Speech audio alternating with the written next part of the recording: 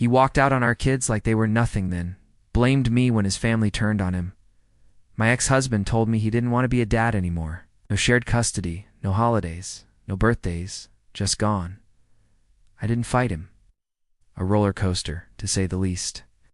A crash course in closure, disappointment, and learning how to become my own damn anchor. Raising 2 kids on my own, and somehow being called a villain for it, I would have laughed in your face. But when his mother found out what he really said, it flipped our world upside down. And suddenly, I became the villain who ruined his life. My name is Emma.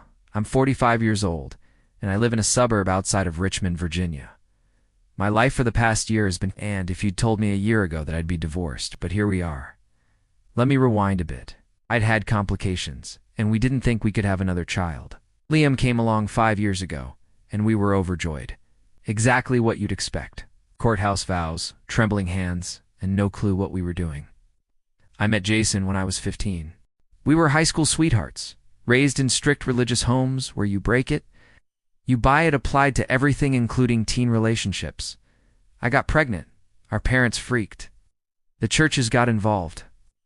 And before I'd even figured out how to drive stick, I was married and expecting a baby. The shotgun wedding was... Fast forward nearly 30 years, 2 kids, a mortgage, and a marriage held together by duct tape and shared history. We had Olivia 12 years ago, my firecracker. Smart, observant, way too clever for her age. Then came Liam, a miracle in every sense. Jason changed. He'd always been emotionally distant, but after Liam's birth, it got worse. He stayed late at work more, stopped helping around the house, missed doctor's appointments. When Olivia asked why Daddy never read bedtime stories anymore, I told her he was just very busy. The truth, he was checked out. I gave it 5 years, or 5 years of second chances, marriage counseling, solo parenting, and feeling more like Jason's roommate than his wife. Are you saying it's no visitation, no shared custody? So when I finally filed for divorce, I did it with no anger left in me, just exhaustion. I needed peace. To my surprise, Jason didn't fight it. He didn't cry, didn't even flinch.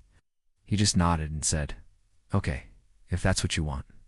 We met with a lawyer to split assets. Everything was smooth.